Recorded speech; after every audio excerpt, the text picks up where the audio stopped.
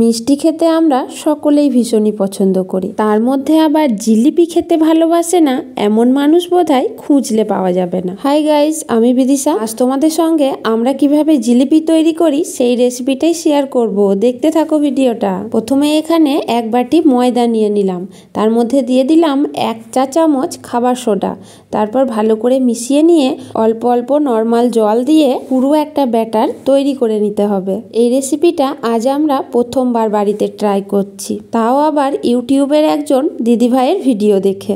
এখন এর মধ্যে দিয়ে দিলাম অল্প একটু নুন আর 2 চামচ চালের গুঁড়ো, তারপর আবারও ভালো করে মিশিয়ে নিতে হবে। ব্যাটারটা কিন্তু আমার একেবারে রেডি হয়ে গেছে। দেখো থিকনেসটা হবে ঠিক এই রকম। এখন এই ব্যাটারটাকে একটা ক্যারি প্যাকেটের মধ্যে ভরে নেব, তারপর একটা গার্ডার দিয়ে ক্যারি প্যাকেটের মুখটা ভালোভাবে বন্ধ করে দেব।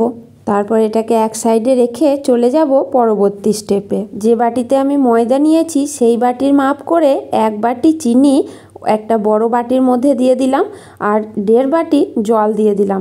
তারপর এটাকে ভালো করে ফুটিয়ে নিতে হবে। জলটা ভালোভাবে ফুটে উঠলে এর মধ্যে দিয়ে দেব 2টো গোটা এলাচ আর অল্প একটু ফুড কালার। তারপর ভালো করে মিশিয়ে নিয়ে আরও কিছুক্ষণ ফুটিয়ে গ্যাসটা অফ করে দিতে হবে। এদিকে ক্যারি প্যাকেটের পিছনটা অল্প একটু কেটে নিয়ে কড়াইয়ের মধ্যে সাদা তেল ভালোভাবে গরম করে নিয়ে একটা ঝাঁঝরা দিয়ে ঠিক যেভাবে দোকানে জিলিপি ভাজে সেই রকমভাবে পেঁচিয়ে পেঁচিয়ে তেলের মধ্যে ছেড়ে দিতে হবে। একটা দেওয়ার পর বুঝতে পারলাম, এ বাবা, এ আবার কি জিলিপি হচ্ছে আমার। আমি ভাবলাম একটা হয়েছে এরকম, বাকিগুলো হয়তো ঠিকই হবে। তারপর একের পর এক আমি তেলের মধ্যে দিতেই থাকি আর সবগুলোরই হাল দেখি একই রকম।